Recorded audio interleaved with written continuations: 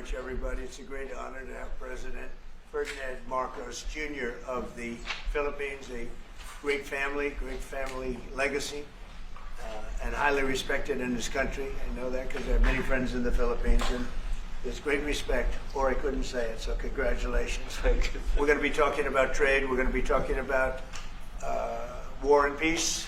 They're a very important nation militarily, and we've had some great drills lately. We're back with them. I think I can say that the last administration was not getting along with them too well.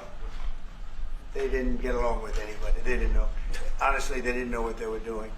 But we have some fantastic military relationships with the Philippines, and that's been reinstituted. And Pete, I would say that you couldn't be happier, right, with the relationship. Absolutely. Great partners. So I just want to say it's an honor to have you. We're going to talk about trade today, and we're very close to finishing a trade deal, big trade deal actually. And we do a lot of business with you. It's a lot of income coming in for both groups. But I was surprised to see the kind of numbers. They're very big, and they're going to get bigger under what we're doing and what we're proposing. And I just want to thank you for being with us. It's a great honor. You and your representative. It's really a great honor. We have a big announcement. AstraZeneca, the big drug company, is going to spend $50 billion, just announced $50 billion in the United States in order to build various places all over the country, big manufacturing plants, pharmaceutical plants all over the country. So that's an honor. And he said they did that because of the election and because of the fact that the tariffs are placed. So they're building their facilities in New York. $50 billion, that's a big investment. And it's going to be a very good investment. I have no doubt about it. So thank you to AstraZeneca. And with that, I'd like to have you say a few words, please. Thank you very much, Mr. President. Of course, we're all very happy to be here to once again reaffirm the very strong ties between the Philippines and the United States, ties that go back over 100 years. And considering the context in which we live these days, especially in my part of the world, this has evolved into as important a relationship as is possible to have. We must remember that the United States is our only treaty partner in the Philippines, and that has stood us in good stead over the years, certainly through the Second World War, and the cultural memory of all Filipinos, down to even the school children, is that our strongest, closest, most reliable ally has always been the United States.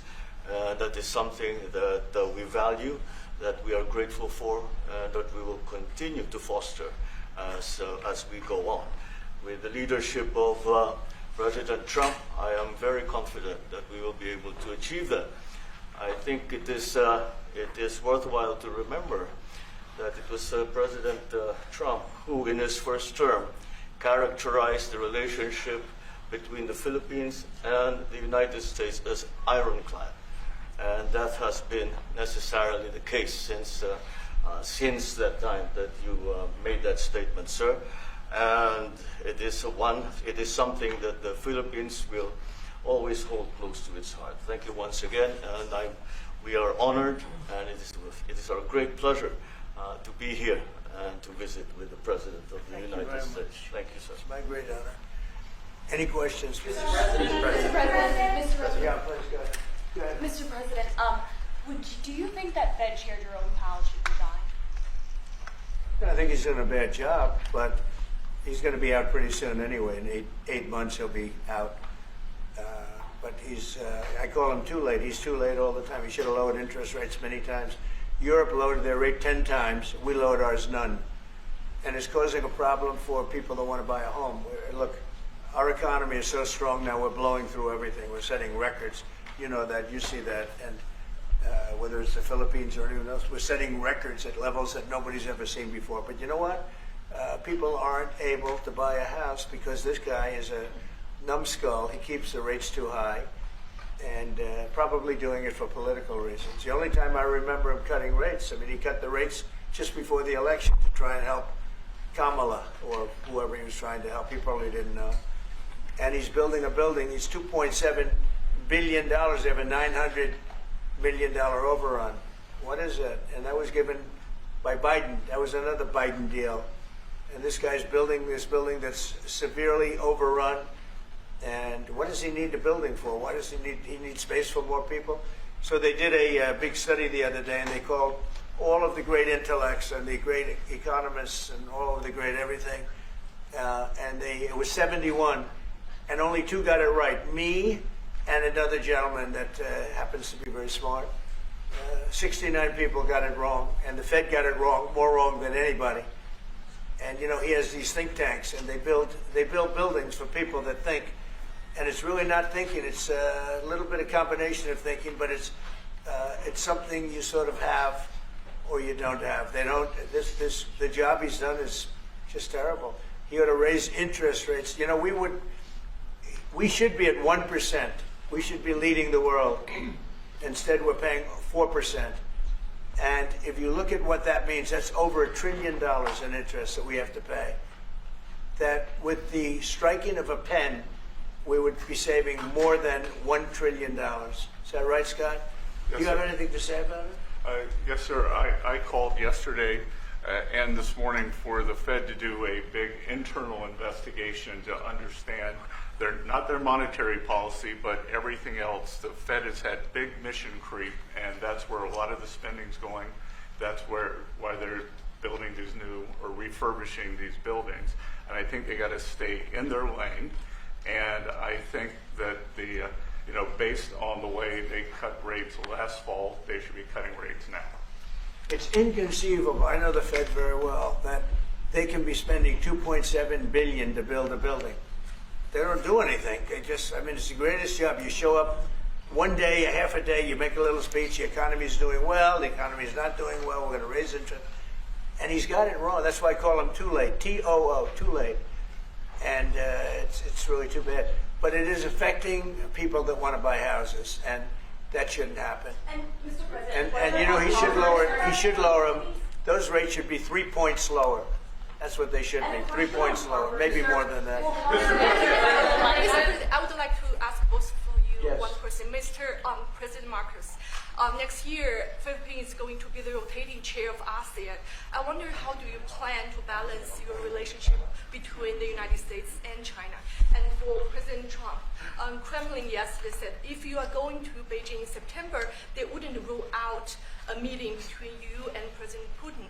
Is such a meeting possible? And how soon do you plan to visit China? Well, we have a lot of meetings possible. President Xi has invited me to China, and we'll probably be doing that in the not too distant future, a little bit out, but not too distant. And I've been invited by a lot of people, and we'll make those decisions pretty soon. Please. Well, as you say, we are chairing ASEAN for 2026. There is no need, in a sense, to balance, as you characterize it, to balance our relationship within the United States and China, simply because our foreign policy is an independent one, and we are essentially concerned with the defense of our territory and the exercise of our sovereign rights. Now, whether we do this not alone, we need to do this with our partners. And again, our strongest partner has always been the United States. But of course, we are trying to form coalitions and multilateral relations so that those like-minded nations who share the same values as we do, who hew to international law, most specifically the UNCLOS, present that position very clearly to anyone who has intentions of unilaterally changing the world order, and that is how we are guided in that. And I don't mind if he gets along with China, because we're getting along with China very well. We have a very good relationship. In fact, the magnets, which is a little complex piece of material, but the magnets are coming out, very well. They're sending them in record numbers. We're getting along with China very well, and I don't mind if the president dealt with China, if that's meant, because I think he has to do what's right for his country. I've always said, make the Philippines great again. Do whatever you need to do, but you're dealing with China wouldn't bother me at all. Well, now it is something that we have to do in any case. Yeah. And, certainly. Mr. President, do you support the Justice Department seeking a new interview with Ghislaine Maxwell, and did you urge the Attorney General to seek one? I don't know anything about it. They're going to what? Meet her? Your Deputy Attorney General is reached out to Ghislaine Maxwell's attorney asking for a new interview. Yeah, I don't know about She it, has but said- I think it's something that sounds appropriate to do. Yeah. Do you have any concern that your Deputy Attorney General, who's your former attorney, would be conducting the interview, given your past relationship? He's a very talented person. He's very smart. I didn't know that they were going to do it. I don't really follow that too much. It's sort of a witch hunt, just a continuation of the witch hunt. The witch hunt that you should be talking about is they caught President Obama absolutely cold, Tulsi Gabbard. What they did to this country in 2016, starting in 2016, but going up to 2020 in the election. They tried to rig the election, and they got caught. And there should be very severe consequences for that. When we caught Hillary Clinton, I said, you know what?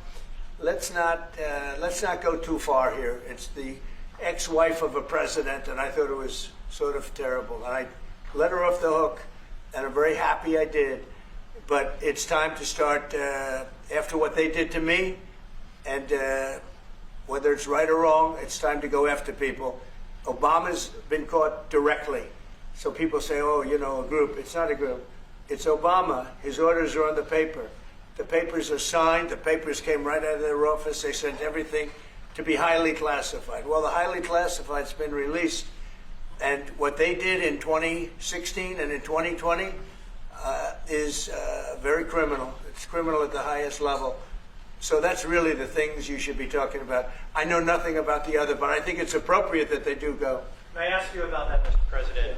Tulsi Gabbard has submitted a criminal referral to the Department of Justice.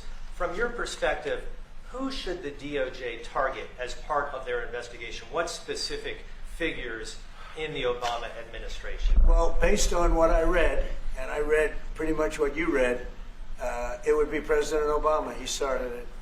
And Biden was there with him, and Comey was there, and Clapper. The whole group was there. Brennan, they were all there in a room. Right here, this was the room. This is much more beautiful than it was then, but that's okay. I have nice pictures up. They came out of the vaults. They were in there for 100 years. This is much more beautiful. We have the Declaration of Independence now in the room, which wasn't here. I guess people didn't feel too good about putting it here, but I do. But you know what? If you look at those papers, they have them stone cold, and it was President Obama. It wasn't lots of people all over the place. It was them too. But the leader of the gang was President Obama, Barack Hussein Obama. Have you heard of him? And except for the fact that he gets shielded by the press for his entire life, that's the one they... Look, he's guilty. It's not a question. I like to say, let's give it time. It's there. He's guilty. This was treason. This was every word you can think of. They tried to steal the election. They tried to obfuscate the election. They did things that nobody's ever even imagined, even in other countries.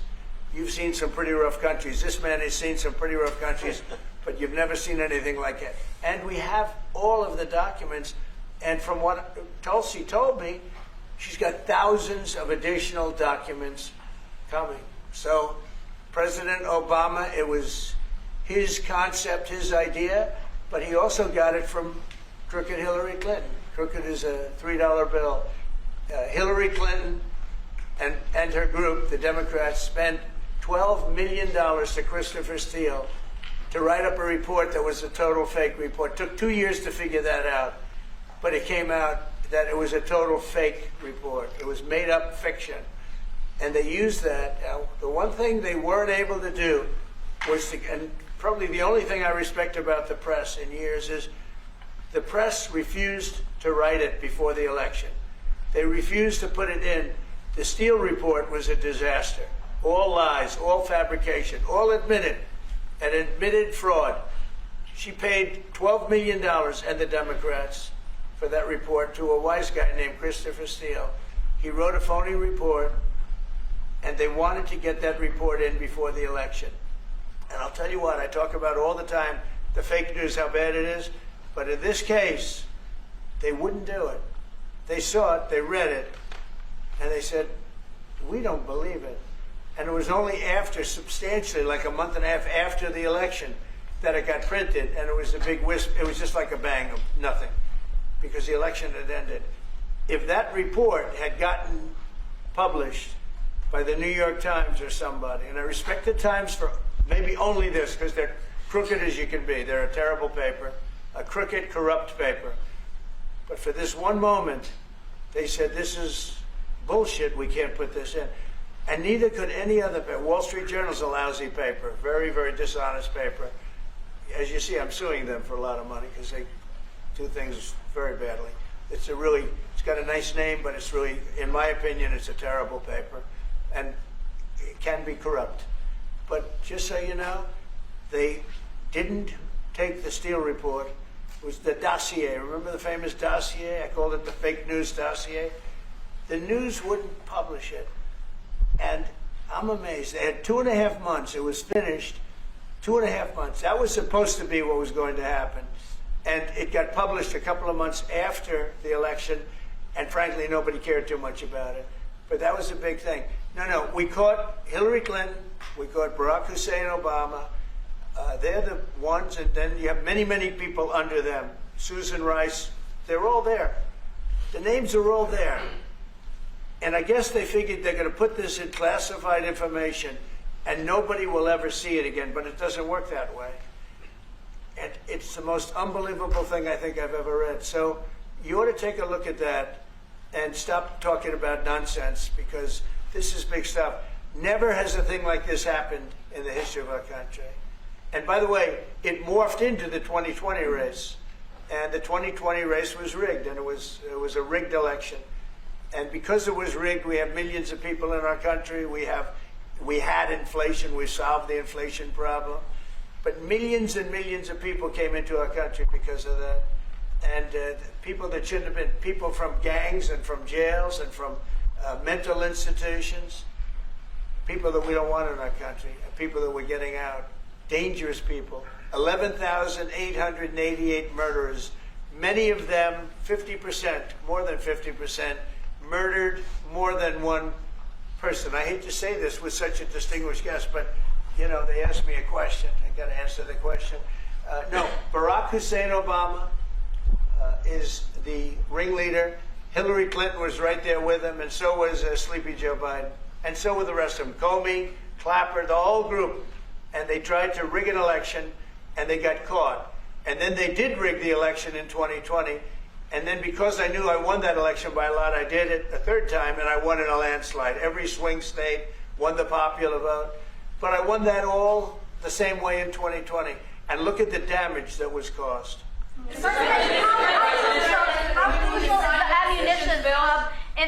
How crucial is the ammunition hub that the U.S. plans to build in Subic and the Luzon corridor, considering that these will be built in areas that hosts strategic ports as well as military air bases? You're talking ammunition? Yes, the U.S. House Congressional Committee on Appropriations approved a budget. What's very important. Otherwise, we wouldn't have approved it. Sorry? Yeah, it's very important. Otherwise, we wouldn't. We need ammunition. We're going to end up in a few months, we'll have more ammunition than any country has ever had. We're going to have more missiles than any country has ever had. We're going to have all the speedy missiles. We'll have the speedy ones, the slow ones, the accurate ones, the ones that are slightly less accurate. We have everything. But we will have more ammunition than any country has ever had. It's very important to me. And how Go ahead, please, Red. Sir, when you say that you're close to making a trade deal, what gaps remain? And for President Marcos, sir, I was just wondering, do you not think that perhaps the Philippines hosting U.S. missile systems could be considered escalatory by China, especially because they can strike deep into mainland China? Thank you. Well, it's an honor to be with this gentleman. You know, I've known him, and I've known his family, actually, but I've known him And I assume you're from the Philippines? Are you from the Philippines? Yes, sir. That's good. You're very lucky to be from the Philippines. It's a great place. But we're going to have a very good relationship. I mean, I know you had some problems with another president, and it was not your fault. It was the president's fault. And the country was maybe tilting toward China, but we untilted it very, very quickly. But you had a country that was tilting toward China for a period of time, and I just don't think that would have been good for you. You can deal with China, you should deal with China, but when I got elected, everything changed, and they came right back to us. President Trump, will My you question consider to extending President Marcos. I'm sorry. Say it again. Yeah, Brian, go ahead. Oh, Mr. President, I just wanted to piggyback off the Sorry, I have housing. a question to President Marcos. I'll let Yeah. Yes, yes. I'm sorry, what was the question again? It was about whether having U.S. missiles hosted in the Philippines could be considered escalatory by China. All of what we consider part of the modernization of the Philippine military is really as a response to the circumstances that surround the situation around the South China Sea and now what we used to refer to as Asia-Pacific, which we have expanded now to the Indo-Pacific. And if we would certainly, like in any kind of military spending, we would wish that it wasn't necessary, but it is. And so that is what we are doing. And as an adjunct to the question about the ammunition production, this is actually the United States is assisting the Philippines in what we call our self-reliance defense program, which is to allow us to be self-reliant and to be able to stand our own 2 feet, whatever the circumstances that occur in the future. And the reason that we have encouraged more interaction with the United States is because it is necessary. And it is not just with the United States. It is with all our neighboring countries and even countries as far afield as the Scandinavian countries, the EU. And so this is an ongoing process. And again, I will stress the point that we do this because we feel it is necessary. And don't forget, just as tantamount to what you're asking, the Philippines were loaded up with ISIS and a lot of terrorists, and they were at a very, very dangerous point. And during my administration, we went in and we wiped them out, working with the Philippines, but we wiped them out. But if we didn't go in, I don't know what would have happened. I don't know who would be your president right now. But we spent a lot of time and a lot of talent on going into the Philippines and wiping out terrorists. They had a tremendous problem during my administration. And we cleaned it up, we got them out, and now you really have a good, solid country again. I believe so, yes. How can you make Mr. President, I want to follow up on the housing question. Yeah. You've got no tax on tips, no tax on overtime, no tax on Social Security. How important is it we have no tax on home sales, capital gains, to unleash the housing market in this country? Well, we're thinking about that, but would also unleash it just by lowering the interest rates. If the Fed would lower the rates, we wouldn't even have to do that. But we are thinking about no tax on capital gains on houses. And very impressed that you asked that question because nobody knew that. Well, How did you find that out? That's very. I wonder why there's somebody I'm very close There's to. a leaker. There's a leaker. I've also got a question. I find it a very interesting world that we know more about 2 people at a Coldplay concert just hours after that viral video than we know of Thomas Crooks 1 year after attempting to assassinate you.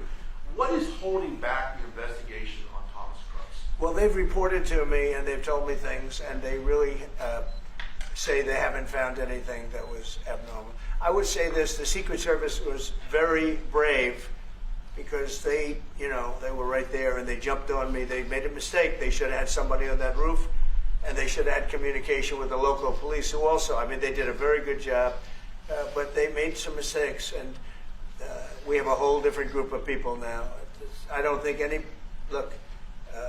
anything can happen, but I think we have the best people anywhere in the world right now, and I think they've learned. And they went into him very, in great detail. They gave me the whole thing, and what can I do? They say that it was just a nut job that was looking to do this, and I spoke with the FBI, the new FBI. I spoke to the FBI, who was the old FBI, I wouldn't have believed a thing they said, because the old FBI under Comey was crooked as hell. He was one of the most crooked. Everybody should read the Horowitz report. Unfortunately, Bill Barr didn't use it. But the Horowitz report, not appointed by me, it was a report on Comey and the FBI. It is one of the worst shots at a human being I think I've ever seen. In fact, the New York Times did an editorial that was one of the worst editorials I've ever seen about anybody. That was about Comey. You ought to go back and get, and Barr didn't use it because he didn't have the guts to use it, or something happened. I don't know. Too bad. He went to Mr. Durham. Instead of doing the Durham, all they had to use is the Horowitz report. And I always felt badly for Horowitz, frankly, because he's a Democrat, I guess. He was appointed by a Democrat. But that report has gotten lost, and it shouldn't be lost. You should all go back. It should be mandatory reading. Go back and read the Horowitz report on Comey and his cronies. And you'll see exactly, we're going to add that to all the stuff that we found. It just confirms it. But what we found is even more so. Now, we found absolute, this isn't like evidence, this is like proof, irrefutable proof that Obama was seditious, that Obama was trying to lead a coup, and it was with Hillary Clinton, with all these other people, but Obama headed it up. And, you know, I get a kick when I hear everyone talks about people I never even heard of. It was this one. No, it was Obama. He headed it up. And it says so right in the papers. Got everything. Got everything. This is the biggest scandal in the history of our country. And it really goes on to even the auto pen, because it all relates to the same thing. It all started the same sick minds. You have an auto pen, which is a tremendous, well, we don't have a president, we have an auto pen that signs everything. I'll bet you sign everything. You don't have auto pens. Everybody, who doesn't sign? You're the president of a country. But it's all that whole thing, leading right up to the end of it is the auto pen. And the auto pen was used by people, and Biden knew nothing about it. Biden knew nothing about it. They were signing documents that he knew nothing about. As an example, they released the Unselect Committee of Liability. The Unselect Committee spent 2 years grilling everybody, and then they destroyed all the evidence. You know why? Because the evidence made them guilty, and he gave them all a pardon. The Cheney, all the scum that was on the Unselect Committee, Cryan, Adam Kinzinger, and Democrats, and he gave them a pardon. Do you have something else, guys? I was going to add one more thing on Adam Schiff. Director Pulte reports that Adam Schiff claims he lived in a one-bedroom apartment. Now, how does a family of four, and you're a developer, very successful developer, how does a family of four live in a one-bedroom apartment?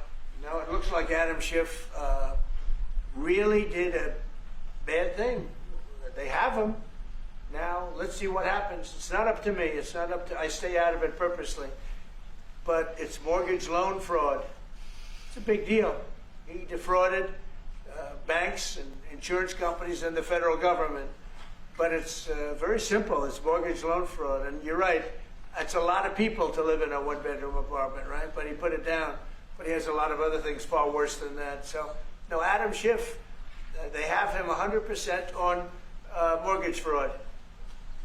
Now, if there's anybody else in this room except you would have no problem. But anybody else in this room, you'd have a problem. I'd have a problem.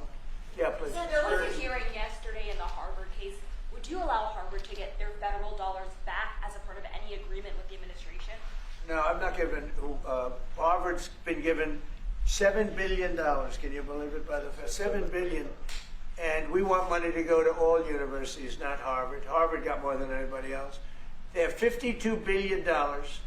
They get huge tax incentives and tax breaks on that $52 billion. But they have $52 billion, and they got $7 billion over a short period of time. And we have a very hostile judge appointed by Barack Hussein Obama, a very, very hostile judge who knows exactly right from wrong. But you know, we expect to win it on appeal. She hasn't given a decision yet, but she's very hostile, and she was put by Barack Hussein Obama. And generally speaking, anybody that does that, we're going to have problems with. So we don't expect to have. We won the case yesterday. Anybody that was there that was a neutral would say we easily won the case. But a lot of the case, and a big part of it's going to be how much money Harvard gets in the future. That's not part of the case, and they're not going to get very much. Mr. President, where are we in terms of negotiating about the reciprocal tariff? How far are we? With who? With the Philippines. Yes, sir. How far Are you from the Philippines? Yes, right, Good. from the Philippines. How far are we from achieving Well, free it's tough. trade He's a agreement? very tough negotiator. So far, we're not there because he's negotiating too tough. In fact, I used to like him better than I do now. He's too tough. But we'll probably agree to something. But he's strong, a strong negotiator. He loves your country. Mr. President, When are you coming to the No, Philippines, sir? please. You talked a lot about the severe consequences that those who are involved in the Russia hoax must face.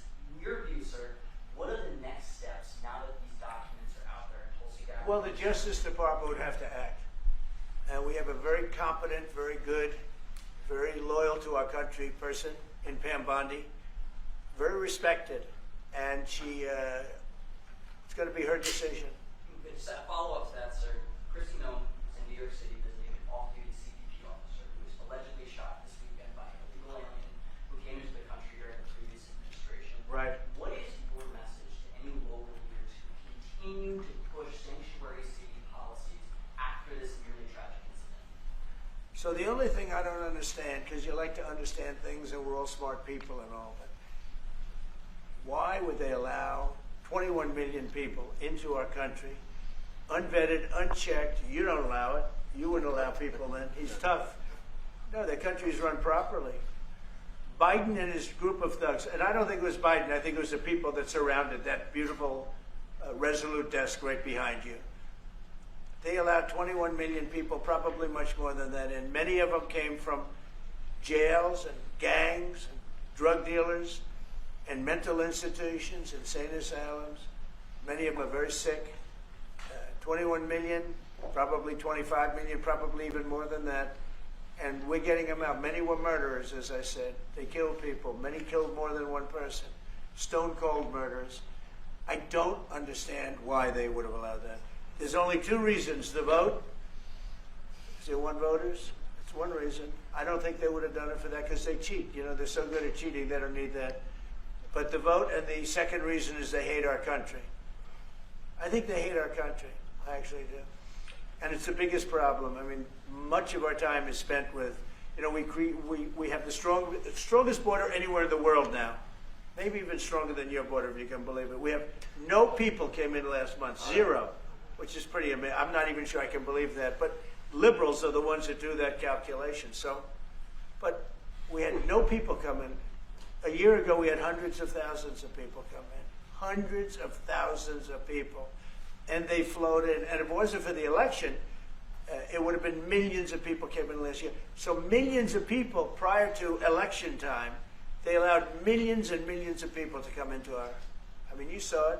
They'd open the gates. If you took an Alabama-LSU football game that holds 128,000 people, I was there, 128,000 people. And I liked them and they liked me. But if you took that and doubled it, that's what used to flow into our country on a daily basis. It's not even believable. And we're getting them out, and we're starting with the worst ones. And we had a man shot yesterday, a police officer who was a great gentleman, shot right here in the throat. Probably won't be able to speak again. But he was brave, and he shot the other guy, and they ended up getting him. And you saw the scene where his friend took him to a hospital and dumped him down on the sidewalk. The whole thing was crazy. But why would anybody do to our country what these Democrats have done? And honestly, we can never forget it. We can never forget it. What they have done, the damage that they've done to America is very, very sad. Thank you very much, everybody.